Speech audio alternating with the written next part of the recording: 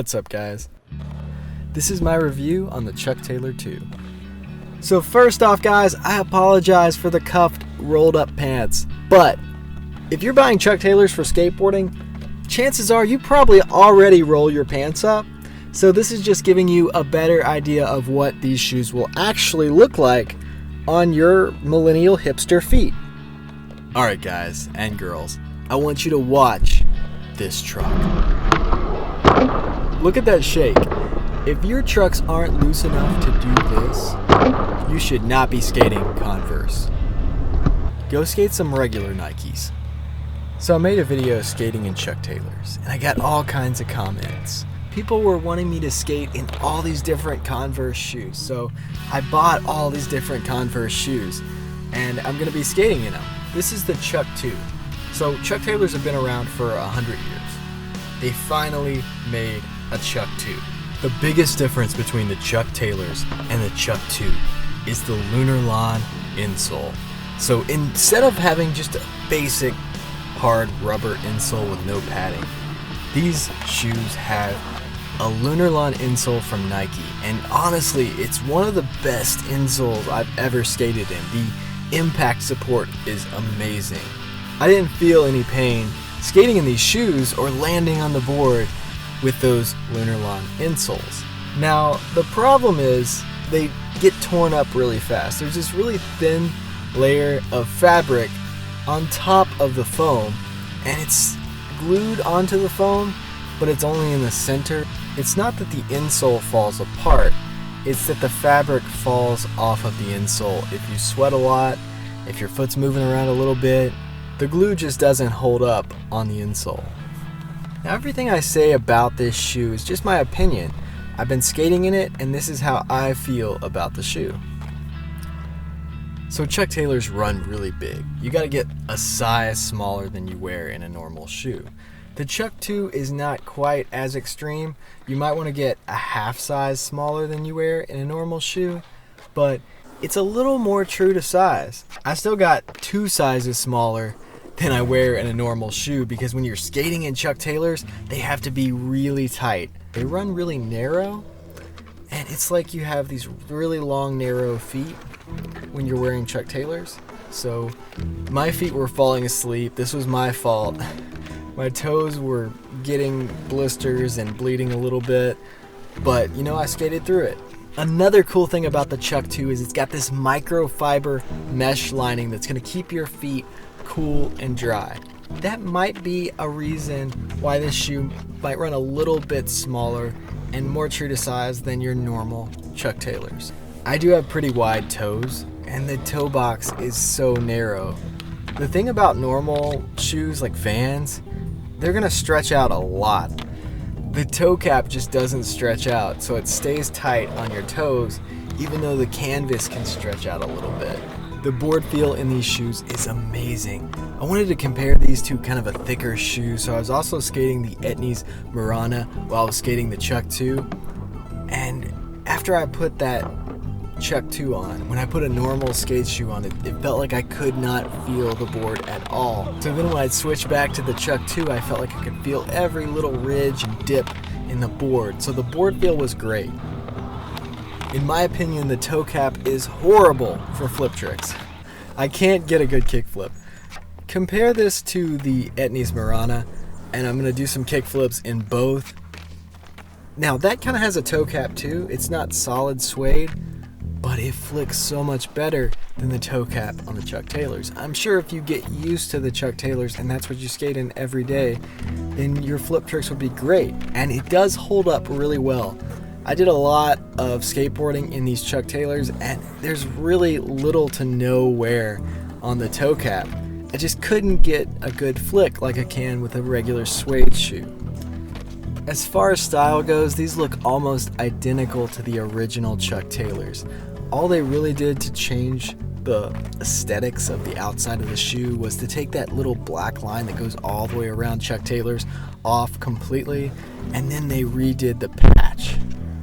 The original Chuck Taylors are such an iconic shoe. They've been worn by celebrities, rock stars, even professional skateboarders. So aesthetically, it's a pretty cool shoe. It looks cool. I would definitely suggest checking out my video on the original Chuck Taylors and how they skate and comparing the two videos, because these shoes skate so much better. The sole is a little bit thinner, and then they've got that lunar lawn insole that just packs a punch for skateboarding. The thing about the original Chuck Taylors is you could not pull that insole out without just tearing the insole in half. I don't know what kind of glue they used for those old Chuck Taylors, but they should have used that glue for the insoles and the new shoes to keep the fabric on top. The fabric is on top of the lunar lawn foam to keep you from slipping around, because if you just have the lunar lawn foam without the fabric liner on top, your foot's gonna slide around on the insole while you're doing tricks, so your toes are gonna be hitting the end of the shoe, and it just feels horrible when your foot's sliding around inside your shoe. It'd be like skating in Crocs. So the reason they have that liner is so your foot does not slip around. So it's very important. And it just falls off after a little while of skating. So as far as style goes, I'm gonna give the Chuck 2 a 9 out of 10. I still like traditional suede skate shoes like Vans, but they're kind of cool looking, I guess. As far as board feel, I'm gonna give the Chuck Taylors a 10 out of 10. They make skateboarding fun again. You can feel your board, and you're doing long board slides, or any of my silly mini ramp tricks. It feels so amazing to be able to feel every part of your board. So 10 out of 10 on the board feel for sure. When it comes to flip tricks, I'm gonna give the Chuck Taylors a 2 out of 10 because I can't seem to land flip tricks with these shoes. I admit, I've had a sprained ankle since January. I've sprained it several times, doing a tray flip rock to fakie, then doing a blunt front shove. I re-sprained it, so I'm finally getting where I can skate again with no pain. My ankle is good, and I'm relearning all my flip tricks, but it's really hard to relearn them in Chuck Taylors. Here's a little side note. Every once in a while, I'll do an ollie that's a little bit higher than normal, and when I ollie higher in the Chuck Taylors, sometimes the board will slap against my ankle bone really hard, and it kind of hurts because I feel like there's some support there, like they're tight on my ankles, but if the board slaps my ankle instead of my foot sliding up the board like it normally would, it kind of hurts. So obviously I'm gonna get some hate comments on this video. I know that going in, so don't worry about my feelings. You don't have to censor yourself. Just say whatever you want in the comments, guys. Whenever you do a review on a shoe that is this popular, people are going to have really strong opinions, and you guys don't have to censor yourself in my comments. I can take whatever you dish out at me, guys. I'm really liking this 85mm lens. If you guys want to know more about my camera gear and how I film these videos, let me know in the comment section below. I actually have a whole channel just about camera stuff. It's tutorials and lens reviews and stuff like that. So if you're interested, I'll let you know about that channel as well. Some of these tricks are just kind of sad to watch. I was trying to be creative. I actually landed a few really good tricks that I didn't even put in this video because I'm saving them for a future video. And yeah, I actually learned tricks skating these shoes. So they just made me feel like it was the first time I've ever stepped on a skateboard.